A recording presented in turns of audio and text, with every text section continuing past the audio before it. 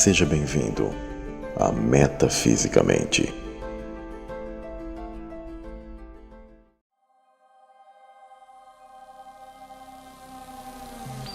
Fala pessoal, aqui é o Samuel Benini e este é um dos vídeos mais importantes que eu vou estar fazendo, pois ele fala de algo que o Eterno, do qual Deus, em sua misericórdia, Ele revelou a minha pessoa.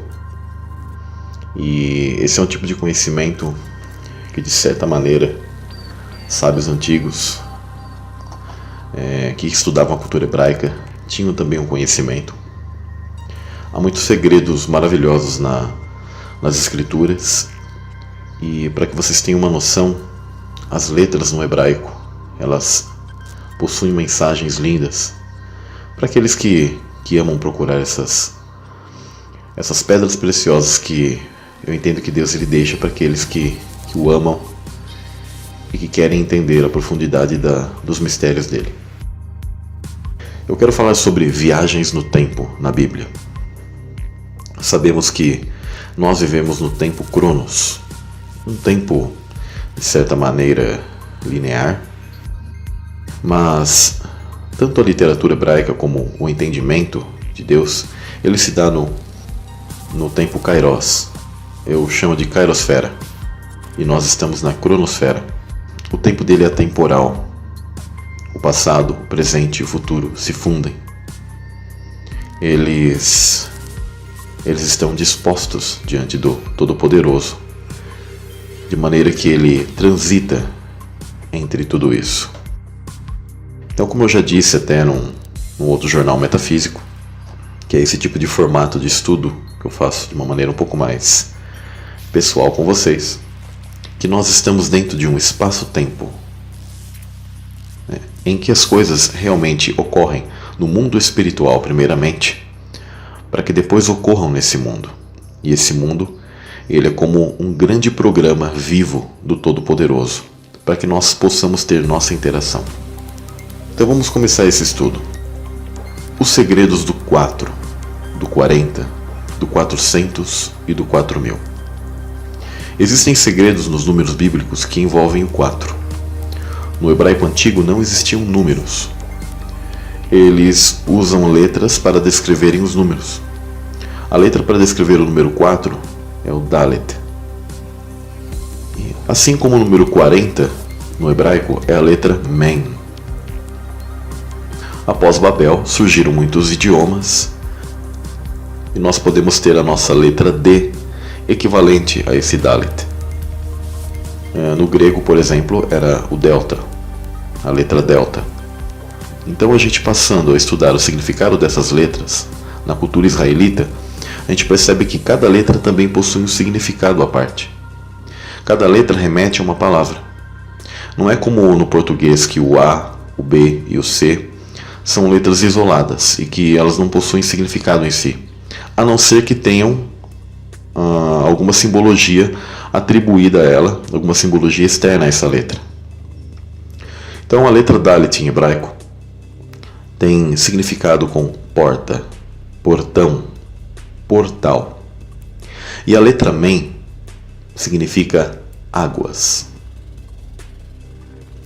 O interessante é que, quando nós analisamos portal e águas e estudamos a cosmologia antiga, pois a cosmologia ela não é como a astronomia de hoje nos informa, mas ela é diferente, onde o nosso mundo foi criado em um universo aquático, dos quais os egípcios chamavam esse líquido cósmico de Nun.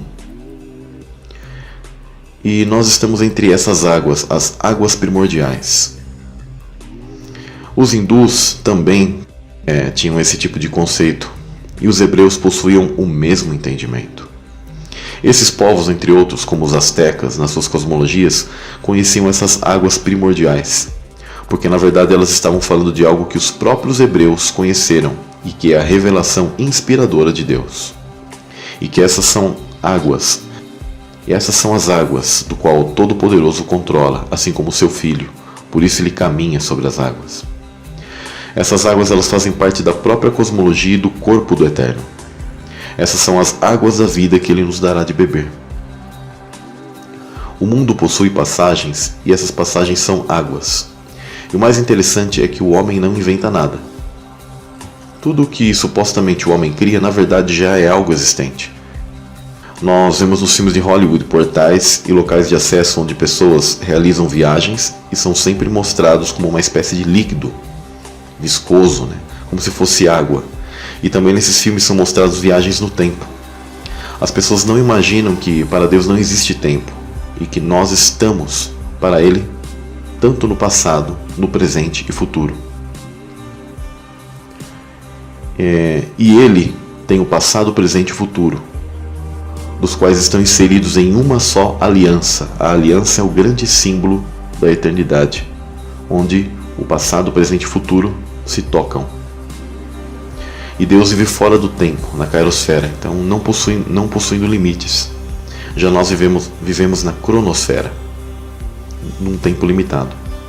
Então eu vou estar comentando sobre os portais de águas, os portais de tempo codificados dentro da Escritura, relacionado ao número 4, ao 40, ao 400, ao 4000. E existem outros números também, que têm símbolos muito perfeitos em relação à plenitude e etc. Então, existem segredos no 4. O Sol e Lua, eles são marcadores de tempo e foram feitos no quarto dia da criação, o que coloca em xeque toda a teoria do heliocentrismo. O Big Bang, uma terra esférica flutuando no espaço vazio, no vácuo, que segundo a astronomia moderna primeiro teve uma explosão para depois haver as estrelas, para depois de muitos e muitos bilhões de anos surgir a Terra, e depois veio e surgiu a água para surgir a vida e a evolução e aquele blá blá blá que a pseudociência nos coloca. Essa é uma espécie de trindade satânica da pseudociência, que é o Big Bang, o heliocentrismo e a evolução. E vale lembrar que a Terra ela é um plano multidimensional, estacionário e recoberta por um firmamento. Deus ele não revelaria algo incorreto e não inspirado para os profetas, mas ele revelou como o mundo é. E alguém que não consegue aceitar isso é porque a mesma está negando a própria Bíblia. A evolução é outra mentira, tá? Deus ele criou o homem com um propósito nessa terra, para que o homem viesse aqui e passasse pela vida para realizar uma escolha entre bem e mal. Então o Sol e a Lua foram criados no quarto dia, e isso tem a ver com o tempo. No dilúvio chove por 40 dias e 40 noites. E segundo o relato bíblico, as comportas do firmamento se abrem, e essas águas primordiais começaram a cair aqui. E há reações químicas e descargas de plasma e relâmpagos. E era uma água fervente, pois segundo a cultura hebraica, o dilúvio teve uma água fervendo e não era uma água comum. As fontes dos abismos se abriram e jorraram para cima, parte do firmamento se rompeu. Mas a questão é que houve uma quebra dimensional da nossa bolha temporal. Nós estamos contidos dentro de um espaço-tempo, do nosso mundo que nós estamos.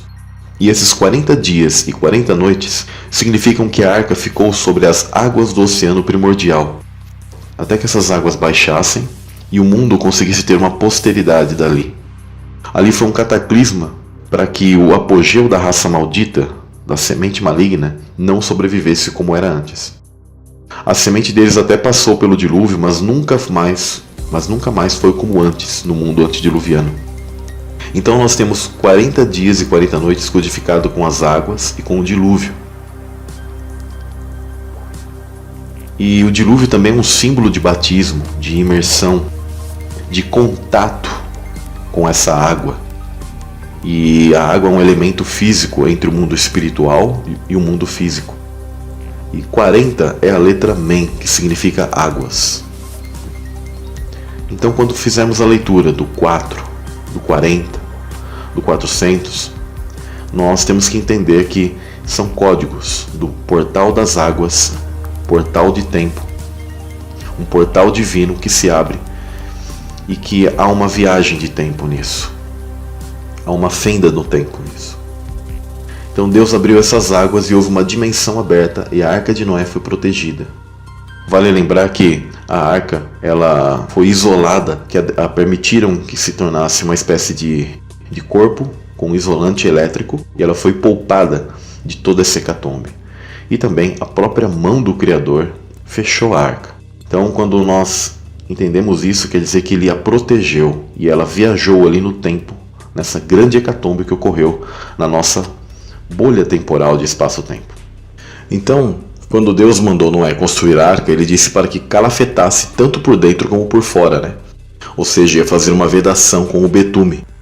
Esse betume tem uma propriedade impermeabilizante, qual faz a vedação da arca e a torna isolada eletricamente e também imune a que penetrasse água, sem contar a mão do Eterno que a privou de qualquer tipo de acontecimento, e ela esteve ali protegida do plasma e das águas ferventes, dessas águas primordiais, do qual invadiram o espaço-tempo do plano Terra. Então a arca ela conseguiu estar isolada, e isso a possibilitou que depois ela pudesse estar exatamente ali navegando, né, sobre essas águas dimensionais, né, que se unem, porque a água é um elemento que faz parte tanto do mundo chamado espiritual como do mundo físico.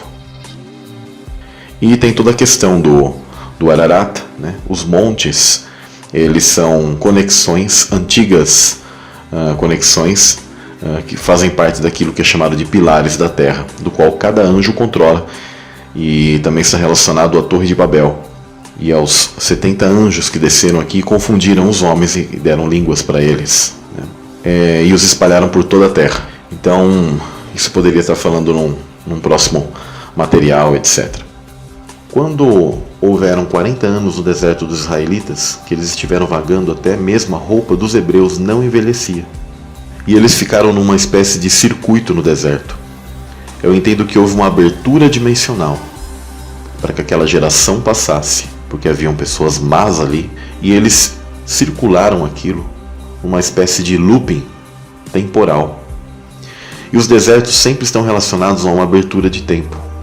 E eles ficaram circulando naquele deserto, e Deus abriu uma fenda no tempo para que passasse aquela geração má e uma geração melhor nascesse e pudesse entrar na Terra Prometida.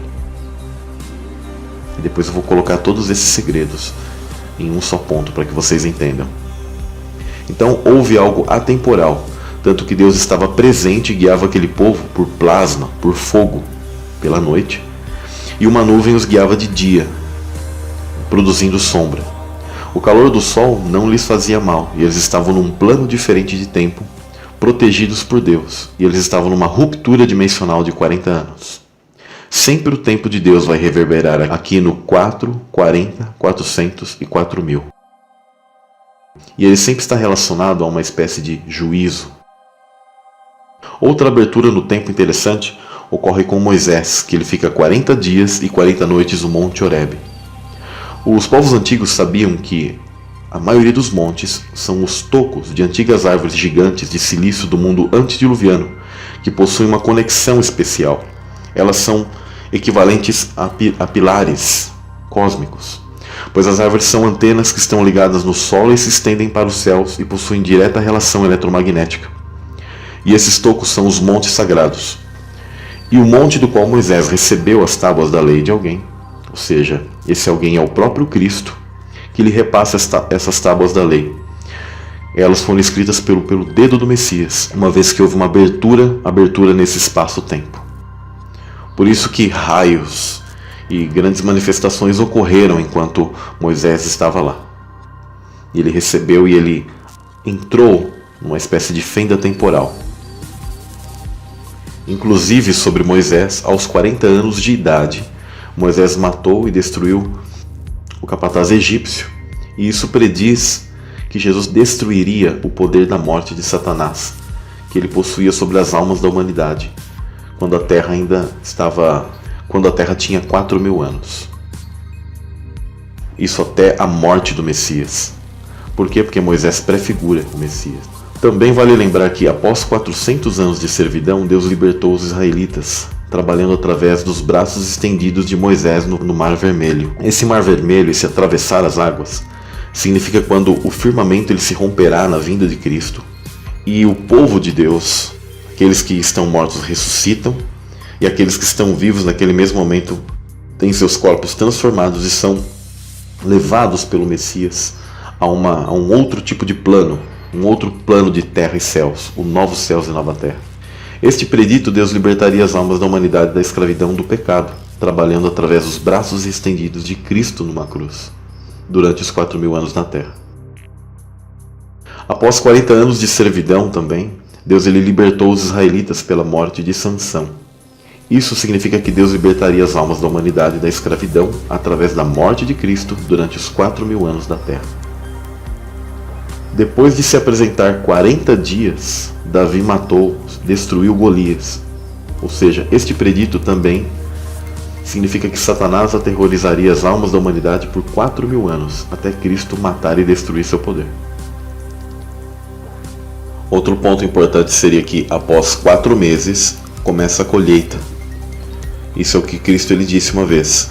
Isso prediz a colheita ou ressurreição dos justos, que ela começaria durante os 4.000 anos da terra, após a morte e ressurreição de Cristo. Ali começa a primeira ressurreição. Começa com Cristo. Depois de 4 dias morto, Lázaro foi ressuscitado por Cristo. Isso prediz que as almas da humanidade estariam mortas durante 4 dias ou 4.000 anos nessa terra, até que o Messias Cristo morresse, dando-lhes vida novamente. E por 40 anos Davi reinou em Jerusalém, e isso simboliza o Messias e seu reinado eterno na cidade santa, na Jerusalém que é de cima. Elias também tem seu código de 40. Ele tem seus 40 dias e 40 noites de jejum e subiu ao mesmo Monte Horebe, o mesmo monte de Moisés. E Elias tem uma experiência extraordinária com Deus. Esses fenômenos acontecem como terremoto, redemoinho de plasma, pedras sendo pulverizadas. E Elias estava protegido numa caverna, dentro desse monte, e ocorreu uma espécie de inversão magnética local. Os fenômenos eletromagnéticos eles sempre estão relacionados a acontecimentos divinos. E Elias ele teve um contato específico diretamente com Cristo, que mudou sua natureza na transfiguração, e foi num monte também. Então, nós temos o momento da transfiguração, no qual Cristo conversava literalmente com Moisés e Elias. Isso mostra que ocorreu uma ruptura de tempo e de dimensão. Elias estava em seu jejum e Moisés recebendo as tábuas da lei. Ambos estavam conversando, ou seja, Cristo num monte. Note que sempre os montes, ou seja, esses vínculos como pilares cósmicos, estão vinculados a isso. Eles são os locais sagrados da Terra, pelas linhas do campo magnético, e funcionam como antenas, como receptores e transmissores. E por sua vez, conectam a portais. Não se sabe exatamente qual seria esse monte que Cristo ele teve essa experiência da transfiguração, mas ele tinha uma conversa específica com Moisés e Elias, e aquilo não foi um holograma ou uma simples visão do qual Cristo estaria conversando com uma imagem apenas, mas sim um contato real. Elias e Moisés estavam vivos e atravessaram o tempo, atravessaram via portais o espaço-tempo e contataram a Cristo. Por isso o código do 40. Depois Cristo ressurreto, ele fica aqui 40 dias com os discípulos e aparece para muitos. Posteriormente ele ascende para o reino do Pai. Eu entendo que nessa época o Messias Cristo teve um contato numa viagem dimensional também com Abraão, pois esse é codificado com o encontro com Melquisedeque, o rei de Salém, o rei de justiça, que surge misteriosamente na Bíblia. Na cultura hebraica antiga, quando eles não tinham a revelação ainda do Messias, eles criam que era Shem, mas em realidade era a pessoa de Cristo ali, que atravessa atemporalmente e se conecta com Abraão. O rei de justiça que surge misteriosamente na Bíblia e na história, que é chamado de sem genealogia, sem início e nem fim. Como também diz no outro lugar, tu és sacerdote eternamente, segundo a ordem de Melquisedeque. Isso está em Hebreus 5:6.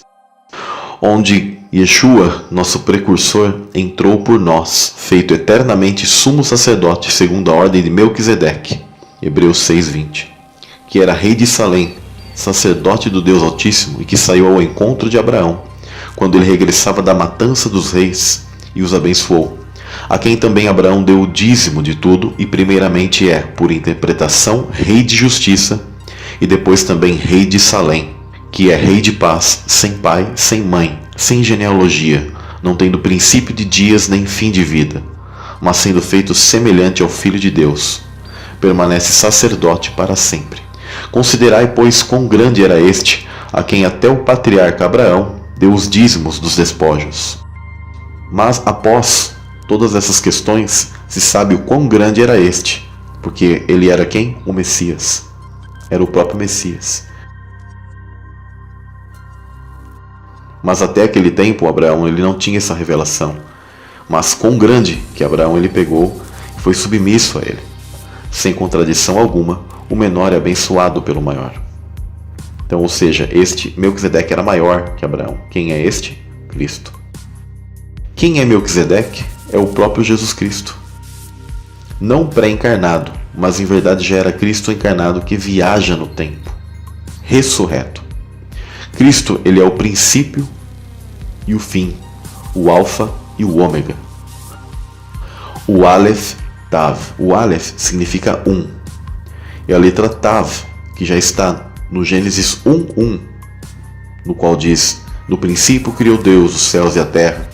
Nesse verso, em hebraico, existe um Aleph Tav, e a letra Tav é 400, ou seja, 400. Mais uma vez, a questão do tempo codificado ali.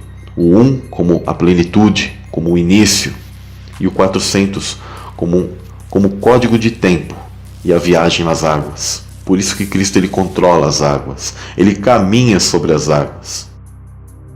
Cristo ele é o princípio e o fim, e o sacrifício dele foi feito no ano 4000 depois de Adão, tempo em que ele foi crucificado. E isso corresponde o lapso a essa ruptura de espaço-tempo no mundo espiritual. Cristo ele se entregou antes da fundação do mundo. Quando ocorreu a queda celestial, foi feito um plano de redenção para aqueles que desertaram contra Deus, mas que ainda possuíam salvação, que está relacionado à nossa pré-existência. Mas para isso teve um preço a crucificação, a morte de um ser. Por isso Cristo morreu antes da fundação do mundo. Então sempre o 4 e o 40, os portais das águas, viagens temporais. Esse é o segredo do 4, do 40, do 400, do 4000. Por 40 dias Cristo fica no deserto, e nisso ele tem um contato com Satanás. Aquilo não foi só uma luta na mente de Cristo, mas ele teve um contato literal com a entidade, em que houve algo dimensional, uma abertura dimensional, e ali foi feito um desafio, a tentação. Então o 4 alude a uma preparação, a um tempo e uma passagem de viagem entre tempos, onde transcende o passado, presente e futuro. O tetragrama de Êxodo 3:14, que eu entendo como o tetragrama pleno, em primeira pessoa, que o Criador coloca para si o verbo ser, o nome de Deus ele está codificado com passado, presente e futuro, e se traduz geralmente por tornar-me-ei, ou eu serei no futuro, mas ali está eu fui, eu sou e serei. Quando Cristo ele diz eu sou, os fariseus se revoltaram e perguntaram: como você pode ter existido antes de Abraão? Se ele é o Melquisedeque, né? Eles não entendiam sobre o Filho Divino de Deus, anterior a Abraão, e como rei de justiça e rei de Salém. Salém tem a ver com Jerusalém.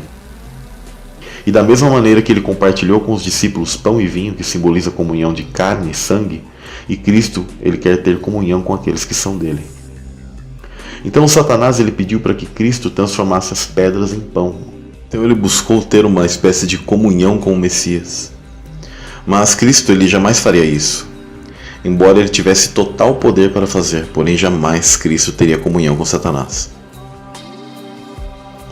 E aí poderia adentrar em num conhecimento, mas fica para um outro vídeo, para um outro material, sobre como Satanás também mostrou a Cristo todos os reinos da terra. Continuando, Felipe, que batizou ao eunuco etíope, teve uma viagem dimensional para outra cidade após sair da água. E quando saíram da água, o Espírito do Senhor arrebatou a Filipe, e não o viu mais o eunuco. E jubiloso continuou o seu caminho. E Filipe se achou em Azoto, e indo, passando, anunciava o evangelho em todas as cidades até que chegou a Cesareia. Atos 8, 39 e 40. O próprio batismo é uma aliança de espaço-tempo, em que a pessoa, o seu espírito, quando ele recebe o contato com a água, ele tem uma espécie de viagem atemporal, que se conecta com o teu ser em realidade, que está com Deus. O nome de Adão, Adão, significa humanidade, o homem. São 3 letras, Aleph, Dalet e Mem. Aleph significa líder, força, poder, primogênito, boi, touro. O Dalet significa portal, entrar, adentrar, entrada. E Mem significa águas, o caos, as águas do caos. Quem é esse touro que foi ao matadouro? Cristo. Quem é este que adentrou na matriz humana? Vale lembrar que do lado de seu corpo que foi cortado, que foi ferido, saiu água. No próprio nome de Adão está codificado a figura de Cristo, que é o líder, que é aquele que entrou pelo portal das águas, ou seja, o sangue, inclusive a letra Dalet. Mas a letra Mem, ela forma a palavra sangue. Cristo simboliza esse líder que veio aqui nos salvar, através do sangue. No nome de Adão está codificado 144.000. A letra Aleph, ela é 1. A letra Dalet é 4. E a letra Mem é 40. Então temos ali o código 1, 4, 40. E o próprio Aleph também ele representa 1000. Ele tem a representação, que é a primeira letra do nome de Adão, no alfabeto hebraico. E a primeira letra que remete ao tetragrama pleno de Êxodo 3,14. Esse eu sou em primeira pessoa, da expressão Eriá ou Arraiá, que ocorreu quando Deus fala a Moisés, que em realidade ele diz Arraiá, Xerahaiá, Eriá, Xereriá.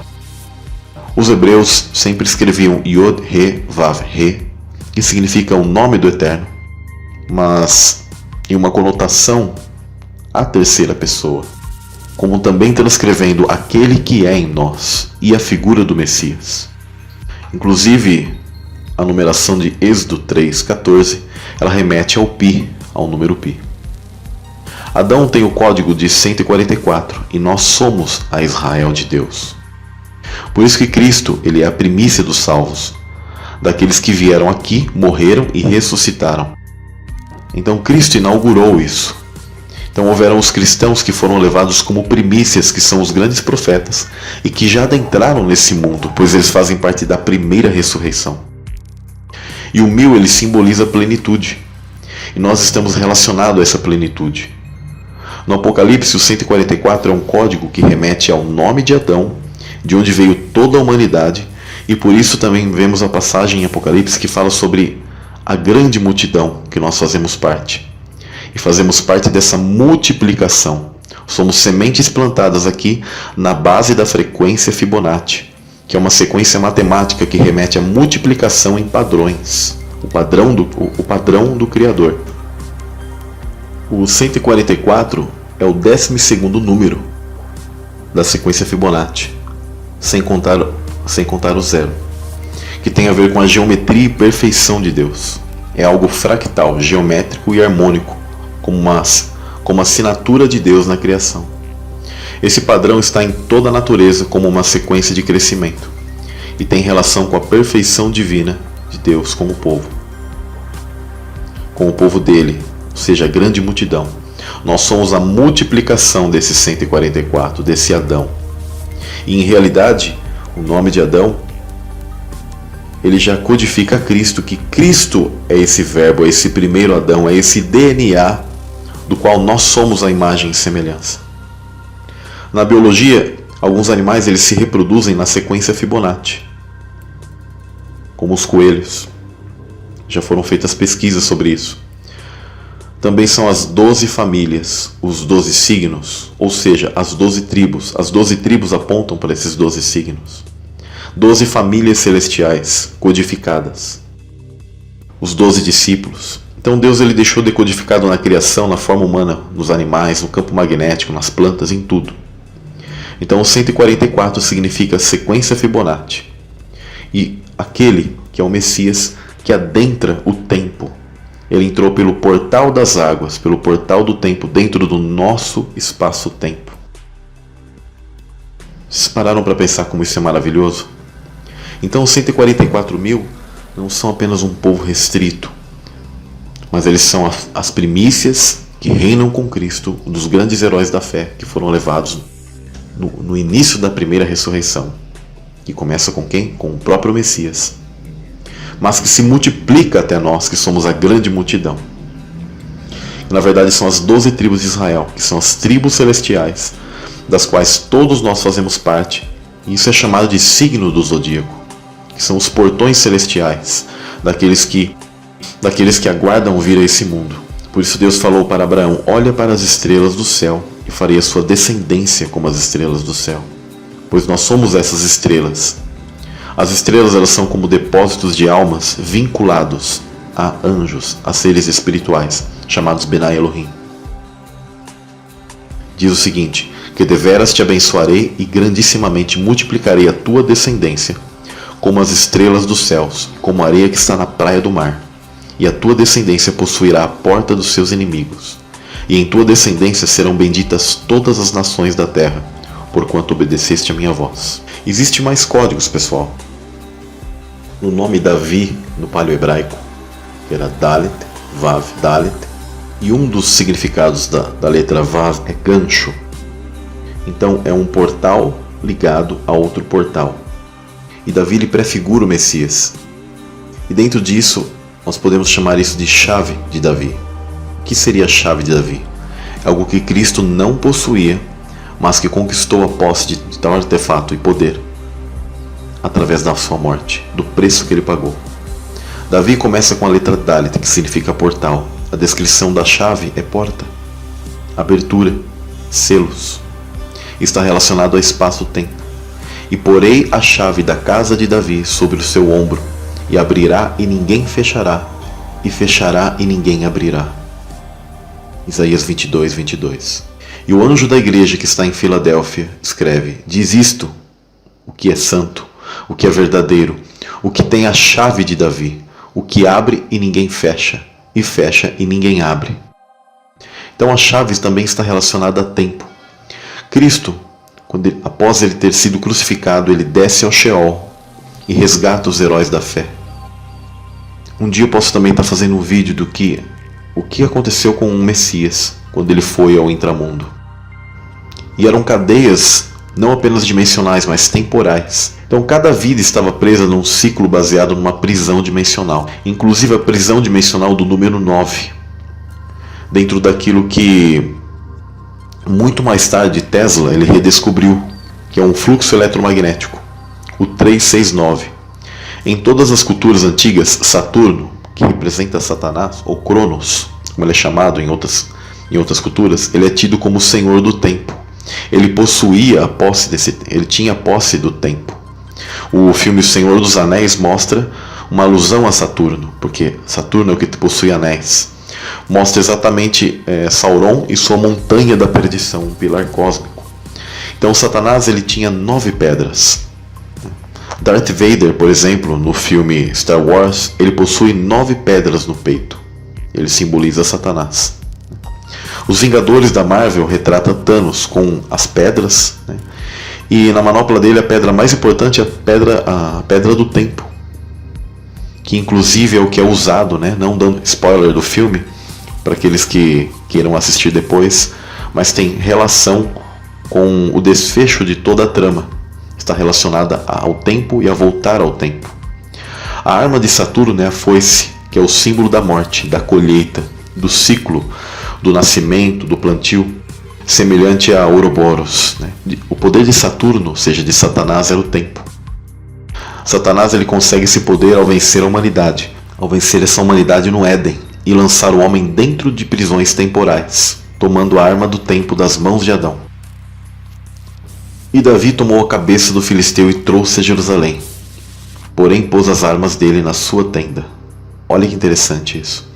Nesta passagem, Davi, que alude a Cristo, ele derrota o gigante Golias e tomou a arma de Golias como sua possessão. Cristo é o alfa e o ômega, o princípio e o fim. Cristo ele é o Senhor do tempo e ele recebeu essa alcunha pós-ressurreição, ou seja, Cristo ele reconquistou aquilo que nós havíamos perdido. Cristo com essa arma pode viajar livremente no tempo, entrar em cada ciclo temporal e resgatar a cada um dos cativos sob o jugo de Saturno, ou seja, de Satanás. Além dele ter aberto o livro selado e dado início à consumação dos séculos. Então o poder do tempo envolvia a guerra pelas almas. Após a ressurreição de Cristo com a nova arma, que é essa chave de Davi, que nada mais é do que a chave do tempo, os selos foram abertos. E Saturno, ou seja, Satanás, ele perde o controle do tempo. E Cristo, ele amarrou o valente e prendeu Satanás em cadeias eletromagnéticas. Essas entidades, elas possuem um poder muito grande e geralmente esses locais são muito quentes, onde o eletromagnetismo ele perde suas propriedades, né? Que são essas cadeias eletromagnéticas são exatamente os anéis de Saturno. Estou fazendo uma série que se chama Símbolos de um Céu Desconhecido, do qual vou estar descrevendo baseado num canal que chama Thunderbolts Project, mostrando como é o mundo antigo e o pilar cósmico principal do centro da Terra plana, em que a entidade de Saturno, Vênus e Marte estavam alinhadas e eles reinavam sobre esse mundo antediluviano. Após o dilúvio isso se quebrou, e após a vinda de Cristo isso se quebrou mais ainda, porque nem no Sheol Satanás ele tem poder mais. Então a única coisa que nós temos é o presente. O futuro, ele é o ciclo que se encontra com o teu presente. E o que é passado já foi. O passado ele não existe. Ele não existe mais. Ele é apenas uma memória, uma lembrança. Podendo sim ser acessado pelo Todo-Poderoso e pelo Messias. Se isso foi tirado de você, está deletado do banco de dados. E todas as alcunhas, os títulos que Satanás um dia teve, Cristo as recebeu. Um dia eu também posso estar fazendo um vídeo falando sobre isso. Os títulos de Cristo e de Satanás. Então, os roteiristas, por exemplo, da Marvel, eles sabem do que eles estão tratando. Então, os Vingadores são a retratação exata dos anjos caídos que foram justamente expulsos do reino celestial e querem vingança.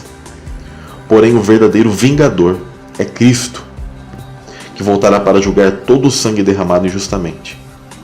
Quem é este que vem de Edom, de Bosra, que veste tintas? Este que é glorioso em sua vestidura, que marcha com a sua grande força? Eu que falo em justiça, poderoso para salvar. Isaías 63:1. A espada do Senhor está cheia de sangue, está engordurada da gordura de sangue de cordeiros e de bodes, da gordura dos rins de carneiros, porque o Senhor tem sacrifício em Bosra, e grande matança na terra de Edom. Isaías 34:6. Os edomitas são parte da linhagem da semente da serpente. Então há muitos versos que eles dão essa conexão. Existe um ponto muito interessante, pessoal, que é o chamado efeito borboleta. E adoraram-no todos os que habitam sobre a terra, esses cujos nomes não estão escritos no livro da vida do Cordeiro que foi morto, desde a fundação do mundo. Apocalipse 13:8. O efeito borboleta é uma prisão espaço-tempo. Quando Neo, no filme Matrix, está numa estação de metrô, ele vai correndo e vira à direita, porém ele pega e volta no mesmo lugar, no corredor da esquerda. Isso em segundos, como se ele tivesse dado uma espécie de volta no círculo da Terra.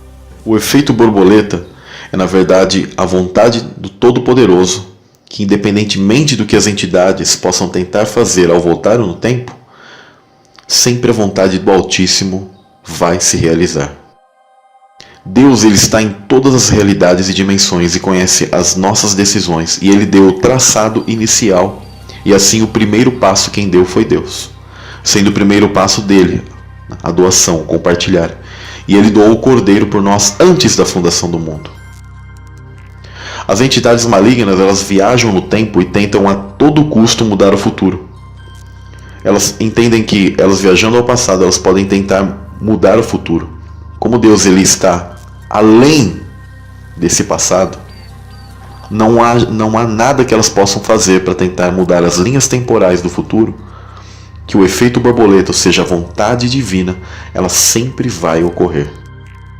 Elas tentam a todo custo mudar o futuro e o destino delas, que devido ao que já ocorreu no reino celestial, já está decretado, que é uma sentença de juízo e condenação para eles. Eles querem plantar uma semente e não colherem as consequências. Para isso eles tentam alterar o passado. Eles poderiam tentar alterar o futuro através de alterar esse passado. e criar tipo uma outra linha temporal, fora daquilo que já está traçado por Deus. Mas isso não ocorre pelo fato de Cristo ter antes da fundação do mundo, realizado tudo isso para nós. Tem uma cena de abertura do filme X-Men Apocalipse, onde aparece uma espécie de túnel do tempo, parecido com o acelerador de partículas, o CERN, com vários eventos significativos da história da humanidade. Entre esses eventos está a crucificação de Cristo, que foi a derrota para essas entidades. Porém, Cristo já foi morto antes da fundação do mundo, no mundo espiritual. Tudo ocorre no mundo espiritual primeiro, para ocorrer nesse mundo físico, que é uma espécie de bolha temporal de espaço-tempo. E Cristo ele já foi morto antes da fundação do mundo, o que ressoa o poder restaurador desse sacrifício em todas as realidades e dimensões. Com a perda da chave do tempo para Cristo, os anjos caídos já não conseguem mudar nada. E mesmo que eles alterassem algo, eles não conseguiriam apagar a obra redentora de Cristo, que já está definido o destino final desses anjos caídos. Na física quântica, ela já inseriu o conceito de universos paralelos, ou seja, multiversos, e existem vários de você neste exato momento, em outras realidades. Você rico, você pobre, você em outras profissões, você nascido na Idade Média, você nascido em outro país. São como realidades fractais, que te experimentam em vários cenários diferentes. E você consegue acessar essas outras realidades e interagir com ela via sonhos. Via sonhos, através dos sonhos. Entretanto, nós estamos vivendo a linha principal. Essa que você está sentindo agora é a linha principal, porque todas essas realidades que Deus ele colocou você como que para testar, eu não estou falando de reencarnação. Essa é a linha que de todas as outras linhas culminam. Por isso que você está vivendo essa realidade e sentindo esta realidade. Porque Deus ele sabe todos os seus acessos dimensionais. E ele sabe qual é a sua linha temporal que define você em essência. E é essa que você está vivendo. E é nessa linha que você será julgado.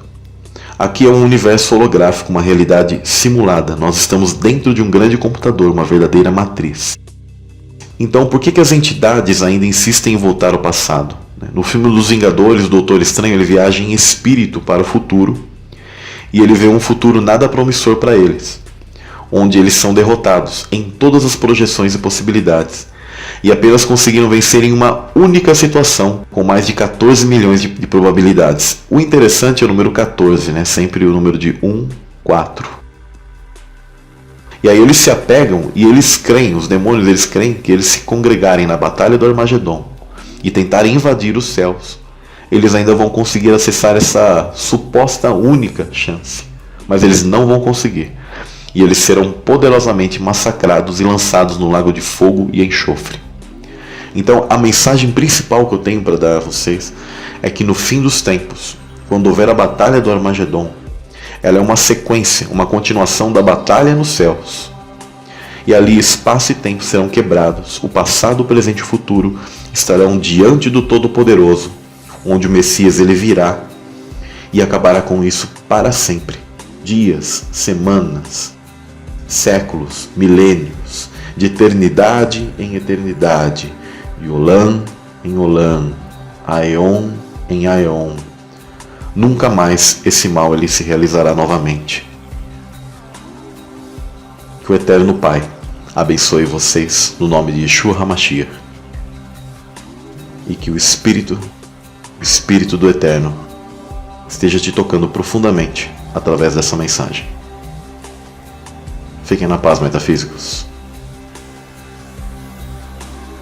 Vou estar deixando o link do canal do meu amigo Isaías Navi, do qual está iniciando o seu trabalho, e ele possui estudos profundos, muito profundos, sobre a cosmologia hebraica. É isso aí, valeu pessoal.